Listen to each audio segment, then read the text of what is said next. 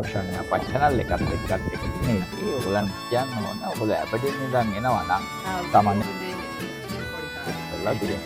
ඉතින් ඔයගලන්ට පේනවා. ඉතින් ඊට අමතරව ඔයගලන් කියන්න ඕන අද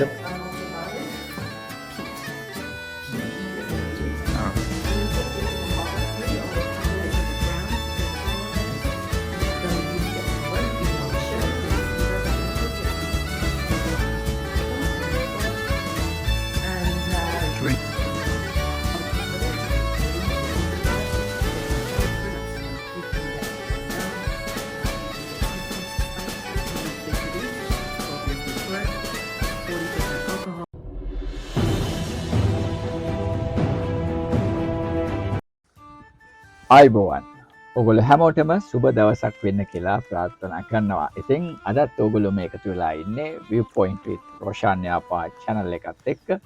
ඉතින් ඔයගොල්ලෝ දන්නවා පසුගිය වැඩසටහන් මාලාව පුරාවටම අපි සුන්දර ස්කොට්ලන්තයේ විවිධ ස්ථාන පිළිබඳ තොරතුරු රාශියක් ඔයගොල්ලන්ට අරන් ආවා. ඉතින් ඔයගොල්ලන්ට අපි ආරාධනා කරනවා අපගේ පසුගිය වැඩසටහන් වලදී ඔයගොල්ලන්ට Dunnottar Castle එක එහෙම නැත්නම් Edinburgh Castle එක වගේ වැදගත් තැන්වල අපි ගෙවපු චාරිකාවන් බලන්න බැරි වුණා නම් අපේ වීඩියෝ සෙක්ෂන් එකට යන්න ගිහිල්ලා බලන්න, ලයික් කරන්න, කමෙන්ට් කරලා ඔයගොල්ලන්ගේ අදහස් දක්වන්න. ඒ වගේම Viewpoint with Roshan Yapa channel එකත් එක්කත් එකතු වෙන්න subscribe කරන්න. ඉතින් එහෙනම් අද අපි යනවා ස්කොට්ලන්තයේ කියන්නේම විස්කි වලටම ප්‍රසිද්ධ ලෝකයේ තියෙන හොඳම විස්කි තියෙන රට තමයි ස්කොට්ලන්තය. ඉතින් මේ ස්කොට්ලන්තයේ තියෙන විස්කි හදන ස්කොට්ලන්තයේ පැරණිම විස්කි නිෂ්පාදනාගාරය බලන්න තමයි අද අපි යන්නේ. ඒ තමයි Royal Lochnagar. ඉතින් එහෙනම් එකතු වෙලා ඉන්න Viewpoint with Roshan Yapa channel එකත් එක්ක අපි යමු ෆැක්ටරි ඇතුළට Royal Lochnagar. ඉතින් මේ විදියට Royal Lochnagar මේ සිංගල් මෝල්ඩ් විස්කි ෆැක්ටරි එක ඇතුළට යන ගමනේදී ඔයගොල්ලන්ට කියන්න ඕන ඔයගොල්ලෝ ඇබඩින් ඉඳන් එනවා නම් සාමාන්‍යයෙන් පැයක විතර දුරක් මේ ෆැක්ටරි එක ළඟට තියෙනවා. ඉතින් මේක හරියටම තියෙන්නේ Balmoral Castle එක. කියන්නේ තාමත් එංගලන්ත රජ පවුලට අයිති Balmoral Castle එක වැටේ තමයි මේ Royal Lochnagar ෆැක්ටරි එක පිහිටලා තියෙන්නේ. ඉතින් මේ ෆැක්ටරි එක හදලා තියෙන්නේ 1845 දී. ඉතින් ඔයගොල්ලන්ට හිතා ගන්න පුළුවන් අවුරුදු කීයකට පරණ ඉතිහාසයක් තියෙනවද මේ Royal Lochnagar විස්කි වලට කියලා.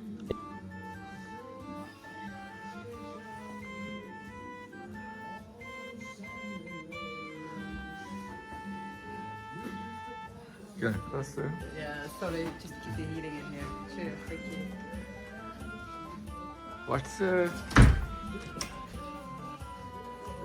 What's the name of this one? Royal Lochnagar. Lochnagar, right? Yeah. How long this one was established? We opened in 1845. 1840. Yeah, and we've been in continuous production ever since. Famous Scottish drink, eh? Exactly.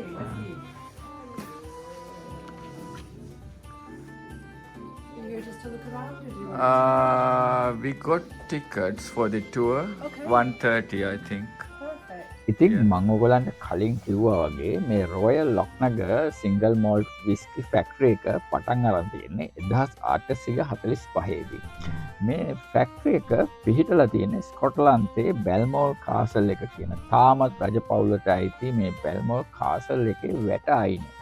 ඉතින් මෙතනදී 1848 දී Queen Victoria මහරජින ඇවිල්ලා තියෙනවා මේ Royal Lochnagar whisky factory බලන්න ඇගේ පවුලේ අයත් එක්ක ඇවිල්ලා මෙහි සංචාරයක නිරත වෙලා තියෙනවා.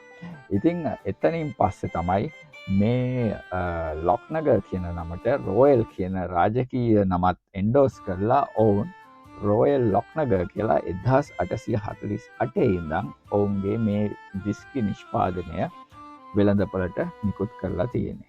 ඉතින් මෙන්න මේ විදියට තමයි ඔවුන්ගේ මේ Royal Lochnagar කියන නමට රාජකීයත්වය එකතු කරලා තියෙන්නේ. ඉතින් ඔවුන් සතුව විශාල කලෙක්ෂන් එකක් තියෙනවා මේ ස්කොට්ලන්තයේ තියෙන හොඳම විස්කි වල. ඉතින් ඔයගලන්ට මේ දැන් පේනවා ඇති මේ විවිධ වර්ගයේ විස්කි වර්ග, විවිධ වර්ගයේ සාන්ද්‍රණයෙන්, විවිධ වර්ගයේ ප්‍රමිති වලින් යුතුව ඔවුන් වෙළඳපොළට නිකුත් කරලා තියෙනවා. ඉතින් ඕගොල්ලෝ ඇබඩීන් වලට එහෙමත් නැත්නම් ස්කොට්ලන්තයට එනවා නම් අනිවාර්යයෙන්ම එන්න මේ බැල්මල් කාසල් එක අයිනේ තියෙන මේ රොයල් ලොක්නගර් විස්කි ෆැක්ටරි බලන්න ඇවිල්ලා ඕගොල්ලෝ ඔවුන්ගේ ටුවර් එකක් ගන්න පැයක විතර කාලයක් ඔබට පුළුවන් ඔවුන් එක්ක සංචාරය කරන්න ඔවුන්ගේ මේ විස්කි හදන සම්පූර්ණම ප්‍රොසෙස් එක ඔයගොල්ලන්ට කියලා දෙනවා. ඒ වගේම ඔයගොල්ලන්ට විස්කි ටේස්ට් කරන්න පුළුවන්. ඉතින් මේ වගේ වැඩ ගොඩක් තියෙනවා. ඔයගොල්ලෝ අද අපිත් එක්ක එකතු වෙලා ඉන්න මේ හැමදේම අපි ඔයගොල්ලන්ට පෙන්නනවා. ඉතින් ඊට අමතරව ඔයගොල්ලන්ට කියන්න ඕන අද මම වැඩි කතා කරන්න යන්නේ නැහැ. මොකද අපිත් එක්ක යන මේ රොයල් ලොක්නගර් වල මේ නිලධාරිනිය ඇය හැමදේම ඕගොල්ලන්ට පැහැදිලි කරලා දෙයි. එහෙනම් අපි විස්කි ටේස්ට් කරන තැනදී නැවතත් හමු වෙමු. Our yeast is a special distiller's yeast that we use. And then, like I said, our malted barley.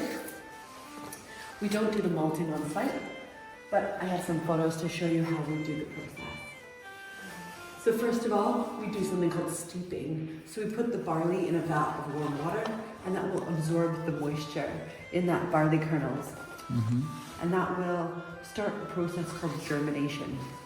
Now, germination is where we break down the proteins in the barley and start releasing those starches.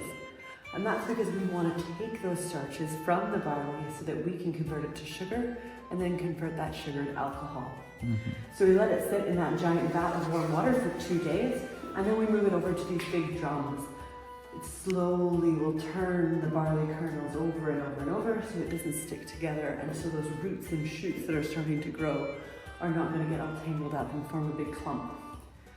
So what we do is let it turn in those drums for 5 days, and after that 7-day process we stop the germination. And that's because if it keeps going, that starch will help create food for the plant to grow, but we want to stop that because we want to take that starch and convert it to alcohol. So traditionally we would have used a kiln, there's a picture there, to dry out the barley, but these days we use warm air to dry the barley. Traditionally peat would have been used. This is peat. It's a type of soil that we dry. What's that for? Peat. P-E-A-T. Okay. So it's a type of soil that we dry and we would burn it at the same time. Now, if you ever tried smoky or peaty whiskey, this is how you get that flavor. So traditionally most whiskey would have been using peat because that's how we would have dried the barley. But like I said, these days we use warm air. We don't use peat in our whiskey, but if we did, we would burn that at the same time. And that barley would absorb the smoky flavors, just like campfire smoke gets in your hair, in your clothes. It's the same idea with the barley. It absorbs that smoky flavor. So if you want to take a smell of this, and that is our malted barley. Quite sweet, quite cereally. This one here is a different malted barley. This is Talisker, one of our other distilleries. They use peat in their malting process.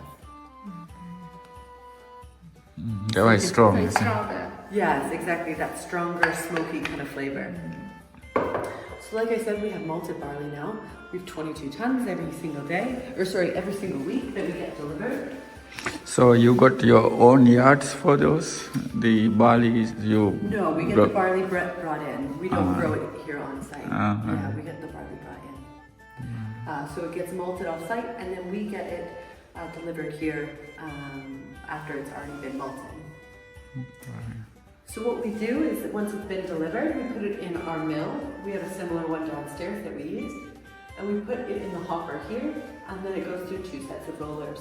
The first one here will crack open the outer husk, and the second one will grind it down. So once it's been ground, we have a process, or we have a product called grist. And this is what that product is. So once we have our grist, we'll add our second ingredient, which is water. So then once we add the water, it's called mash, and that's the next step of the process. So let's go to our mash house and see that step. Okay. Okay. It's a very traditional style mash tun. You'll see very, very few of this style. Normally they have a roof with a small window. Here you can see it's an open tun, so we can look right into it. what we do is we take the grist in this brown hopper up there and we drop it down into the mash tun and we add water.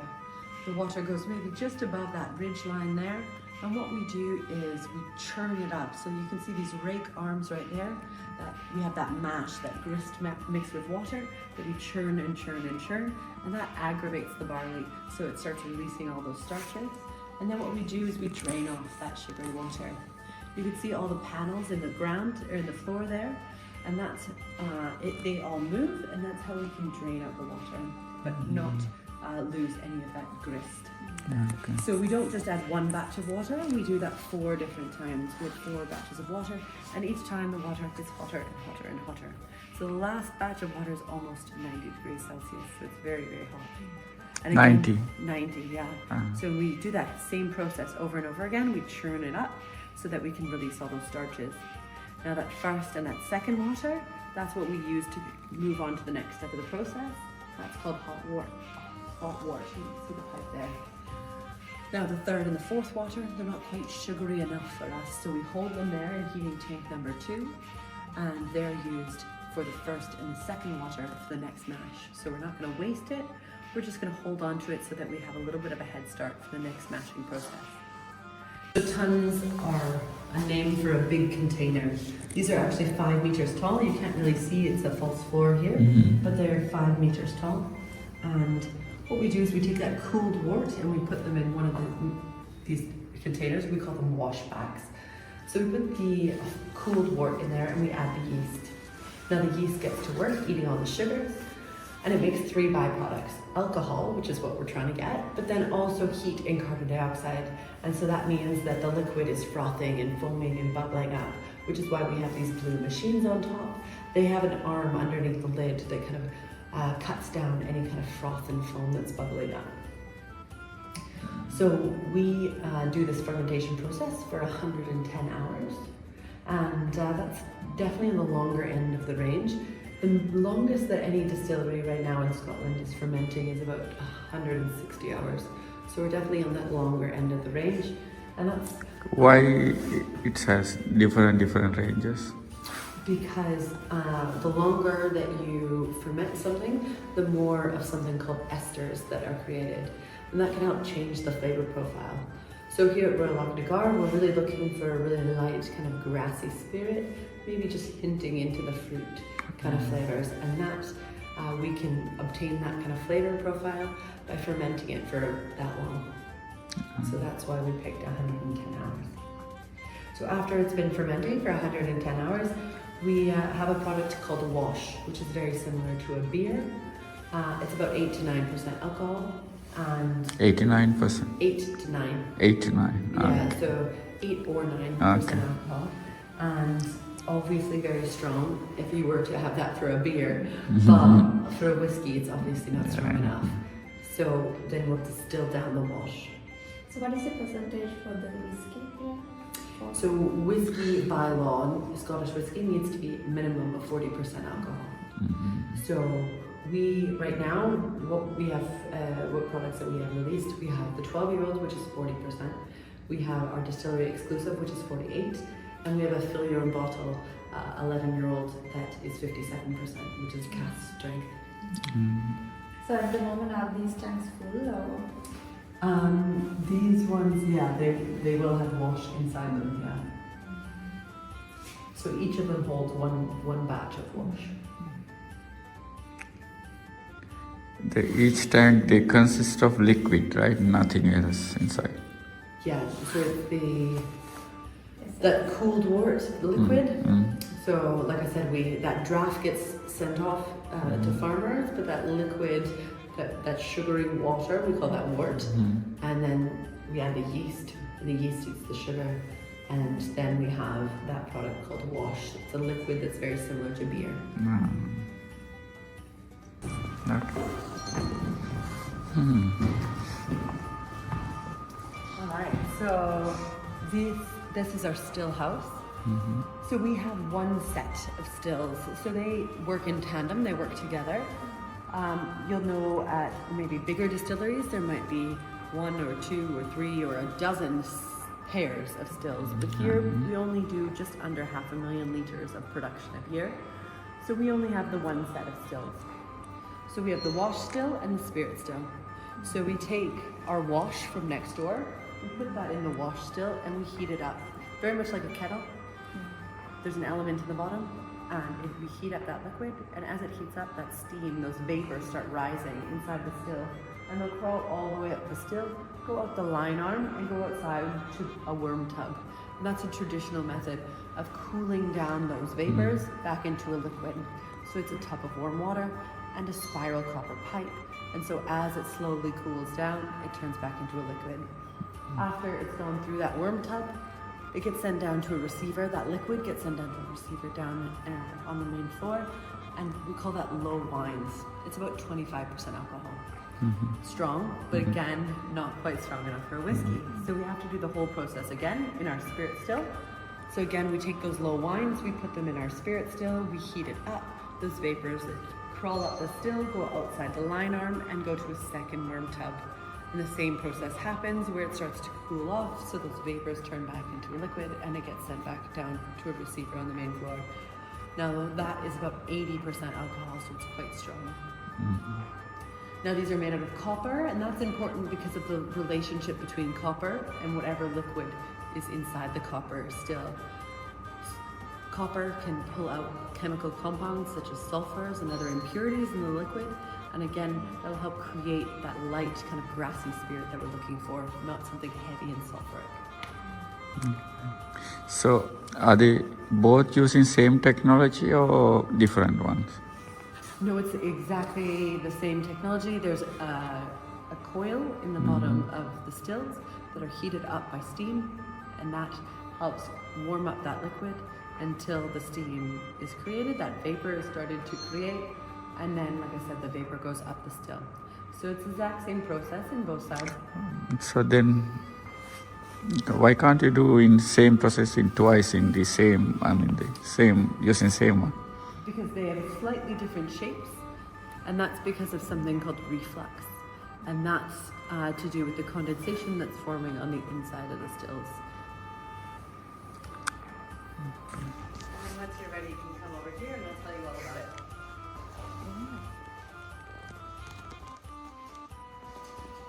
So this is our filling store. This is where we fill our casks. We fill them, 28 of them every single week. And 28. 28, yeah. So we take the casks when we get them delivered, we weigh them, and then we do a quick check to make sure they're in good working order. Then we fill them, and then we close them with this bung. It's called a bung. It's made out of poplar wood. We also use a piece of hessian, jute, to make sure that the fit is nice and snug into the cask, and that's how it's sealed. So there's no, don't touch it, please. This is no touching the cask or the tools. So it's secured with a wooden mallet and ensured that it has a tight fit. None of the casks had any nails or screws or glue or anything like that. They're all just wooden staves, really tightly fitted, held together with these metal rings. So again, even with the bung, it's just sealed just with the poplar and the hessian. There's nothing else that's securing it in there. It's done all with the traditional method. Okay. We have our liquid in here, our new made spirit. It goes through these hoses, and the nozzle fits right into the cask, as you can see in the picture, and that's how we fill it. So how you fill it? It is manually or? No. The hose. So the hose, just like they're showing there. So the new made spirit goes through the hose, through the nozzle, just like a petrol pump, a gas pump. It's very similar. I will draw your attention to the one cask in the back there that has the royal seal. That cask was filled back in 2021 in celebration of our royal warrant renewal. So they won't take away your royal name, but to have an active royal warrant, it does have to be renewed every 5 years. So ours was last renewed 2021 when King Charles, then Prince Charles, came here to fill that cask for us. Alright, so let's go to... So how long you keep them here, or you gonna store them somewhere else? So generally we don't store most of our casks here. We do have a couple on site, but most of our casks are taken away to other locations to be matured. Whiskey in Scotland, by law, has to be matured for at least 3 years. But like I said, we have our 12-year-old, and then we have a mixed age statement, and then we have our 11-year-old. So they've been matured for that long. So how long this one, how old is this cask? Like 10 years to 15 years? Probably, these are probably anywhere between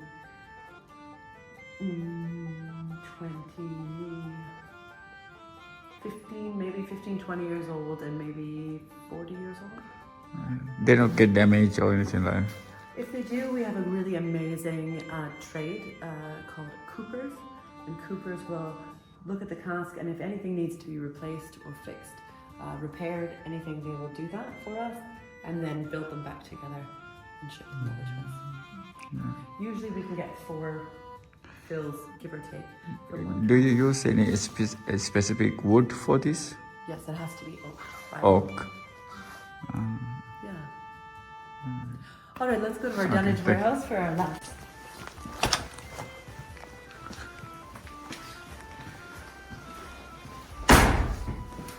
So welcome to our Dunnottar warehouse. So Dunnottar warehouse is a name for a traditional style of warehouse. This is quite a unique space. It's a duty paid warehouse. That means we've paid tax on everything. So that means all of these casks do have whiskey inside them. Normally, at a lot of distilleries, you can't go into any of the warehouses because they've not yet paid tax on them. But like I said, it's quite a unique space that we've already paid tax. So you're able to come in here as a member of the public. So like I said, by law, Scotch whiskey needs to have 3 ingredients only: malted barley, yeast, and water.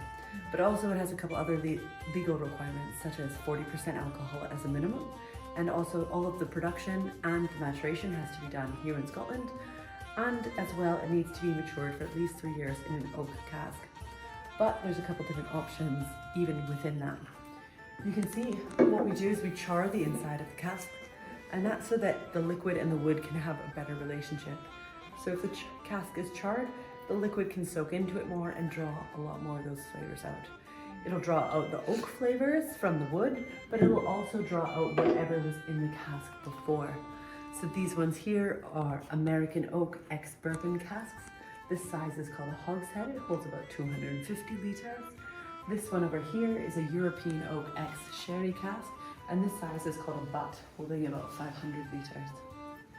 Now, we can get a lot of the flavors from the oak, but also from whatever was in it before. From bourbon, the flavors are like vanilla, coconut, tropical fruits. You can even get some kind of toffee from them. From an ex-sherry cask, you can get dark fruits. You can get caramel. You can get Christmas spices. But we can also get coloration. You can see this is from an ex-bourbon cask. It's quite a golden color. From an ex-sherry cask, you can get coloration as dark as this. And you can see here, this one over here is our new make spirit. So it almost is clear. It's a very, very pale color. And so you can see how much coloration we can get from the different casks and what was in them before. And like I said, we do have that evaporation rate, that angel share, so 2% every year. But luckily, because of our cool weather in Scotland all year round, we have one of the lowest evaporation rates, the lowest amount of angel share out of most whiskey producing countries. Only about 2% that we lose because of the breathability in the wood there. Okay. But obviously we want that breathability, we want that because then it can absorb those flavors. But that just means that we have to have natural evaporation as well. What are those years they mentioned in there? So those years are all years that whiskey was put into those casks. So some of them are quite old. And these casks are all quite unique because they're from across Diageo's portfolio. They're not just from Royal Lochnagar, but from all across our portfolio. So suppose if you open one cask, so do you have to use all of them in one? So can you put it back? No, the bung can come in and out. It's taken out quite often to test different casks. Like the master blenders will always be testing as a cask matures to make sure that it's maturing the way they want it to, and make sure that the flavors are developing the way that they want it to. So yeah, no, they'll be drawn out as they're needed. So here they fill and they're ready to use. I mean, Yeah, so all of these are at least 20 years old, so they're all whiskey, all over 3 years. All right, if there's no other questions, let's go drink some whiskey.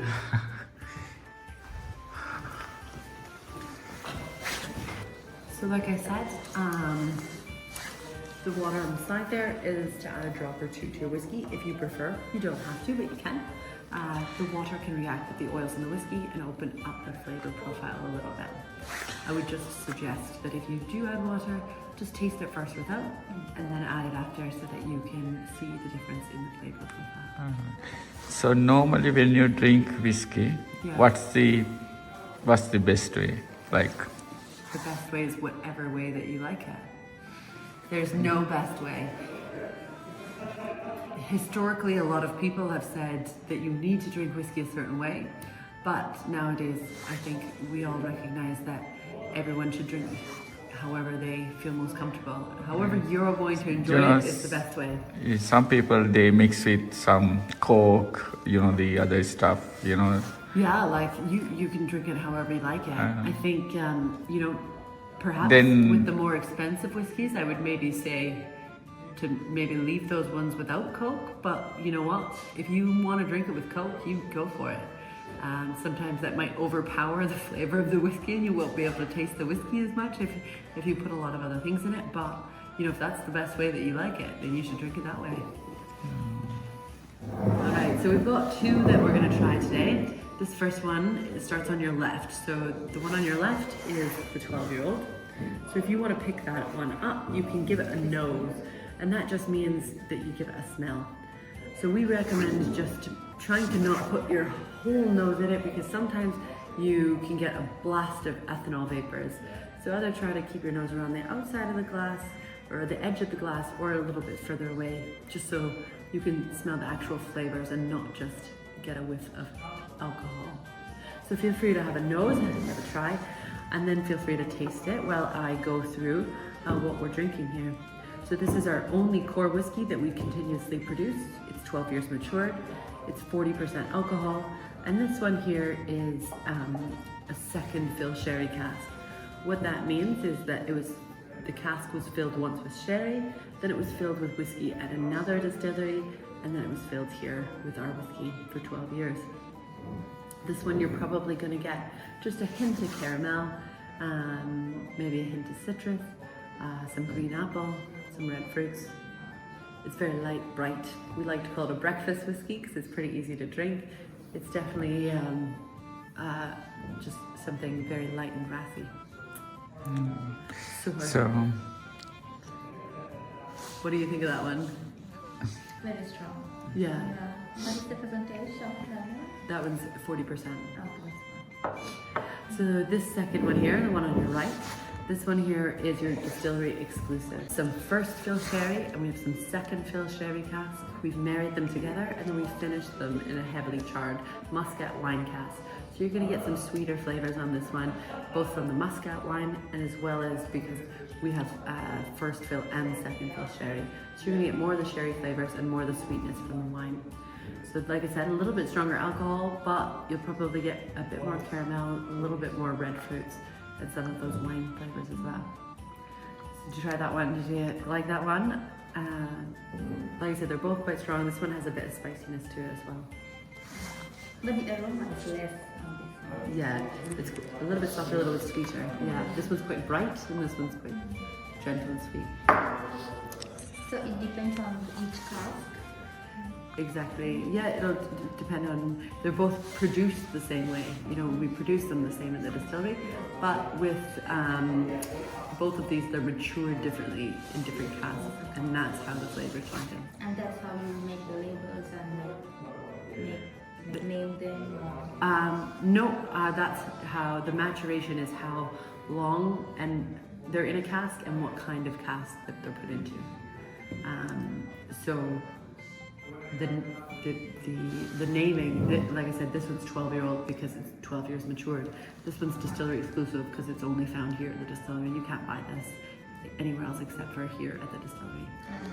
So how long old is that one? This is a no age statement or a mixed age statement because all of the 6 casks that we use are all different ages.